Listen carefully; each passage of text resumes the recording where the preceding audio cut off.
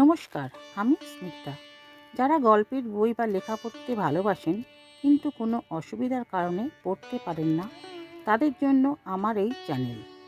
আমার লেখা কিছু গল্প নিয়ে স্নিগ্ধার সাথে কিছুক্ষণ।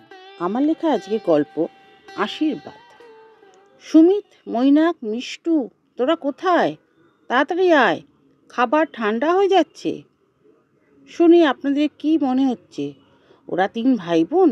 কিন্তু না, ওরা পাশাপাশি 2 বাড়ির ছেলে মেয়ে।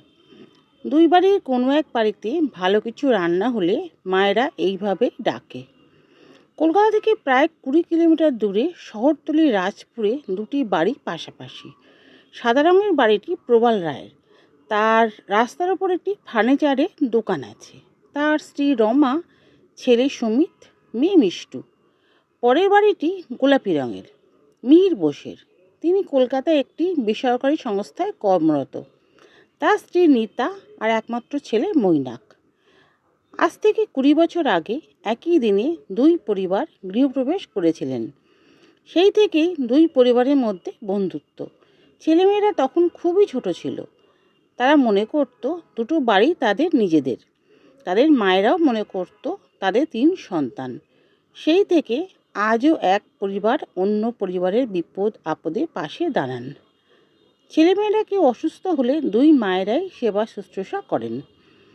এইভাবেই দেখতে দেখতে কেটে গেছে 20টা বছর। আজ 2 পরিবার এক হয়ে সত্যনারায়ণের পুজো করছে, কারণ সুমিত ও মৈনাক দুজনেই চাকরি পেয়েছে। নিতা পুজোর জোগাড় করতে করতে মাঝে মাঝে অন্যমনস্ক হয়ে পড়ছিল আর চোখ মুছছিল। রমা ফল কাটতে কাটতে নিতাকে বলে, আবার তুই কাঁদছিস? পুজোর দিনে কাঁদতে নেই, অমঙ্গল হয়।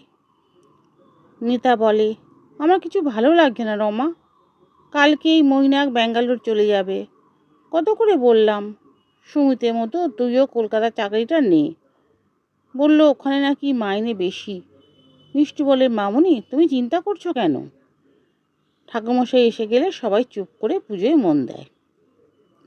পুজো হয়ে গেলে সবাইকে ডাকে শান্তি জল নেওয়ার জন্য। রমা বলে, মিষ্টু সবাইকে প্রসাদ দে, আর শোন মিনুদিদা আর রত্না কাকিমাকেও প্রসাদ দিয়ে আসবি। রমা মৈনাককে কাছে ডেকে বলে, তুই এত দূরে চলে যাচ্ছিস, তোর মা তো খালি চিন্তা করছে আর কাঁদছে রে। মৈনাক বলে, তোমরা এত চিন্তা করছো কেন? আমি তো মাঝে মাঝে আসবো, তোমরাও তো যাবে। সুমিত বলে, এখন তো ফোন রয়েছে, সব সময় তো আমরা ফোনেই যোগাযোগ করতে পারবো। পরের দিন সকালে ট্রেন। মিহিরবাবু, প্রবালবাবু আর সুমিত মৈনাককে ট্রেনে তুলে দিতে যায়। মিহিরবাবু বলেন, পৌঁছে ফোন করবি, নাহলে তোর মা খুব চিন্তা করবে। তারপর কেটে গেছে প্রায় 2 বছর। এই 2 বছরে মৈনাকও বাড়ি এসেছে কয়েকবার, আর 2 পরিবারও বারদুবে ঘুরে এসেছে ব্যাঙ্গালোর থেকে। ইতিমধ্যে মিষ্টুও পড়াশোনা শেষ করে একটা স্কুলে চাকরি করছে। সুমিতেরও বিয়ে হয়ে গেছে। সোমা খুবই মিষ্টি মেয়ে। 2 পরিবারকেই সে আপন করে নিয়েছে। সুমিত, মিষ্টু আর সোমা সুযোগ পেলেই কাকু মামনির কাছে গিয়ে গল্প করে ওদের মন ভালো রাখার চেষ্টা করে। মামনি, মামনি তুমি কোথায়? নিতে রান্নাঘর থেকে সাড়া দেয়, আয় মিষ্টু, তাড়াতাড়ি হাত মুখ ধুয়ে নে, আমি তোর জন্য তোর প্রিয় কড়াইশুঁটির কচুরি আর আলুর দম বানিয়েছি। গুমাকে ডাকলাম, ও তো এখনো এলো না, দেখ তো। মিষ্টু বারান্দা থেকে মুখ বার করে ডাকে, বৌদি চলে এসো তাড়াতাড়ি। একটু পরেই সোমা আসে। নিতা ওদের দুজনকেই খেতে দেয়। মামনি তুমি খাবে না? কাকু আসুক, একসাথে খাবো। খাওয়া দাওয়ার পর যখন 3 জনে গল্প করছে তখন মিহিরবাবু আসেন। অফিস থেকে সাধারণ সময় ফেরবার কিছু আগেই। নিতা বলে, কি গো আজ তাড়াতাড়ি ফিরলে? তোমাদের একটা খবর দেব, তাই তাড়াতাড়ি ফিরলাম। নিতা উদ্বিগ্ন হয়ে বলে, কি খবর গো? মৈনাক পরশু আসছে নতুন বউ নিয়ে। নিতা অবাক হয়ে বলে, সে কি? সকালেই তো আমার সাথে কথা হলো। তোমাকে বলার সাহস পাইনি, তাই আমাকেই ফোন করে জানিয়েছে। এরপর আবার বিশেষ এক প্রজেক্টে ওদের 1 বছরের জন্য আমেরিকা যেতে হবে। নিতা কাঁদতে কাঁদতে বলে, আমাদের না বলেই বিয়ে করে ফেললো। মিহিরবাবু বলেন, ছেলে বড় হয়েছে, যা ভালো বুঝেছে, তুমি আর এই বিষয়ে চিন্তা করো না। নিতা রমাকে ডেকে সব কথা খুলে বলে। রমা একটু দুঃখ পেলেও তারপরে খুশি হয়ে বলে, আর চিন্তা করতে হবে না, সব ভালোই হবে, ওরা ভালোই থাকবে। হাতে মাত্র একটা দিন আছে, চল আমরা বউবরণের ব্যবস্থা করি। মিষ্টু সোমা বলে, তোমাদের কোনো চিন্তা নেই কাকুমামনি, শপিংয়ের সব দায়িত্ব আমাদের। একদিনের মধ্যেই সব ব্যবস্থা হয়ে যায়। সকাল থেকেই রমা নিতা ছেলের পছন্দের নানা পদ তৈরি করতে ব্যস্ত হয়ে পড়ে। মামুনি, কাকু, তোমার ছেলে বউ হাজির, বলতে বলতে সুমিত ঢোকে। মিষ্টু সোমা শাক বাড়াতে বাড়াতে এগিয়ে আসে। নিতা রমা দুজনে নতুন বউ এশাকে বরণ করে ঘরে তোলে। ঘরে ঢুকেই এশা বলে, এই ঘরে এসি নেই, এত গরম। সবাই একটু অবাক হয়ে তাকায় নতুন বউয়ের দিকে। মিষ্টু বলে, এখানে এসি লাগবে না বৌদি, উপরে খুব হাওয়া। এশা বলে, আমি ছোট থেকে এসিতেই অভ্যস্ত, তাই আমার খুব অস্বস্তি হচ্ছে। সুমিত সঙ্গে সঙ্গে একটা টেবিল ফ্যান এনে এশার চেয়ারের পাশে চালিয়ে দেয়। তারপরে কিছুক্ষণ পর মৈনাক আর এশাকে ডাকে খাওয়ার জন্য। খেতে বসেছে আর এক সমস্যা। এশা বলে, এত তেল ঝাল মশলা রান্না আমি খাই না। রমা বলে, সে কি কথা বৌমা, তোমার শাশুড়ি মা তোমাদের জন্য এত রকম রান্না করেছে আর তুমি খাবে না বলছো? সামান্য কিছু দিন, ডিনারে কিন্তু আমি স্যুপ খাবো। মৈনাক বলে, রাতে আমাকেও স্যুপ দিও, আমারও অভ্যাস কিছুটা পাল্টে গেছে, এত তেল মশলা আমিও আর এখন খেতে পারি না। দুজনে অল্প অল্প খেয়ে উপরে ঘরে চলে যায়।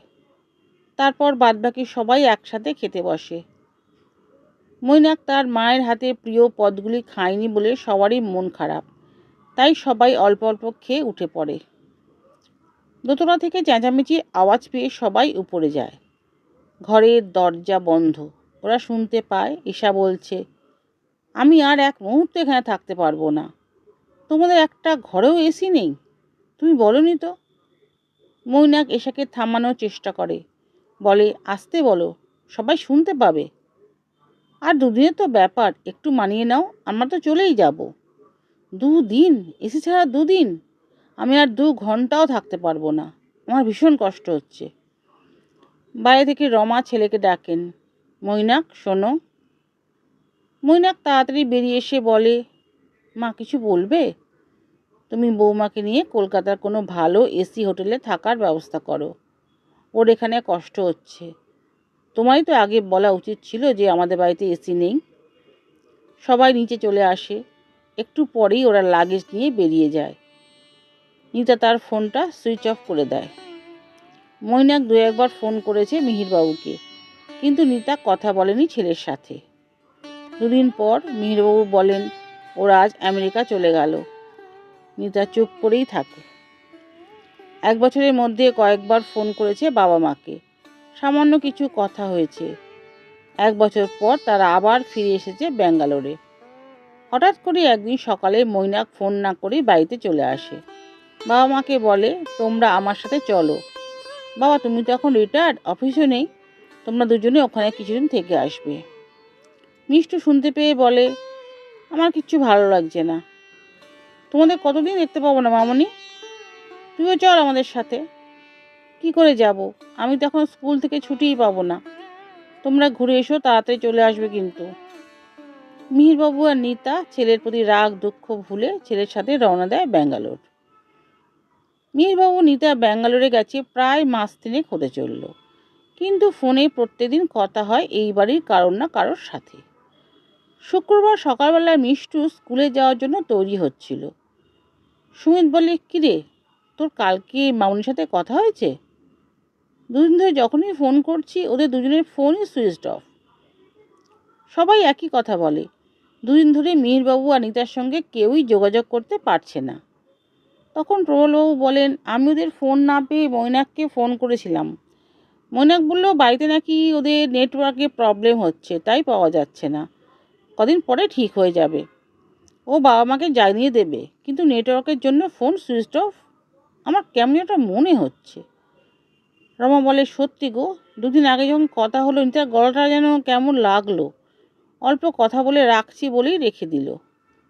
সোমবার সকালবেলা সবাই বেরিয়ে যাওয়ার পর ঘরের কাজকর্ম সেরে স্নান করে প্রায় 12টা নাগাদ সোমা ছাদে যায় কাপড় মেলতে। দেখে মিষ্টু আর শ্বশুরমশাই আসছেন রিক্সা করে। সোমা মনে মনে ভাবতে থাকে, কি ব্যাপার, এই তো কিছুক্ষণ আগেই মিষ্টু স্কুলে গেল, দুজনে রিক্সা করে আসছে। কারোর কি শরীর খারাপ করলো? সোমা ছাদ থেকে নেমে এসে তাড়াতাড়ি দরজা খোলে, বলে মা তাড়াতাড়ি এসো। রমা তাড়াতাড়ি এসে বলে, তোমরা? কার কি শরীর খারাপ করেছে? মিষ্টু বলে, কারোর শরীর খারাপ করেনি, ঘরে চলো বলছি। বৌদি দরজা বন্ধ করে তুমিও এসো। ঘরে ঢুকে মিষ্টু বলে, মা আমার বন্ধু বিথি আছে না, একসাথে পড়াই, যার কিছুদিন আগে বিয়ে হলো গো। রমা বলে, হ্যাঁ হ্যাঁ বুঝতে পেরেছি, বল না তুই। ওর শ্বশুরবাড়ি ওই রাজডাঙ্গার ওদিকে। ওরা মাঝে মাঝে শনিবার ওখানে যায়, সোমবার ওখান থেকে স্কুলে আসে। আজ যখন ফিরছিল তখন ওখানে স্টেশনের ধারে কি একটা নাম বলল, বৃদ্ধাশ্রম আছে, ওখানে নাকি বিথি কাকু মামুনিকে দেখেছে। ও বলল ও ভুল দেখেনি, দাদার বিয়ের সময় এসেছিল, তাই ও ভালোই চেনে। সে কি? রমা আঁতকে ওঠে।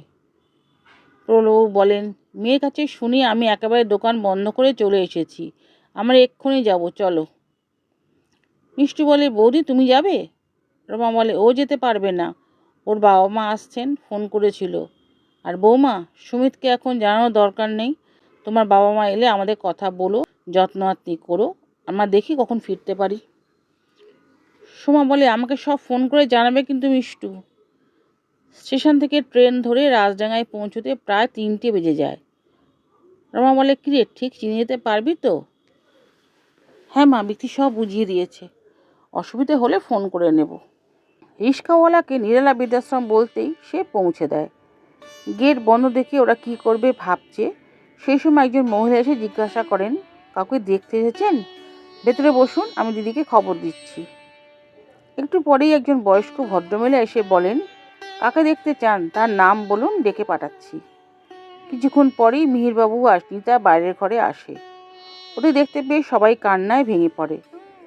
মিষ্টু মামুনি কাকুকে জড়িয়ে ধরে কাঁদতে কাঁদতে বলে, তোমাদের ফোনও বন্ধ, আর এখন এই অবস্থা, তোরা কি করে খবর পেলি?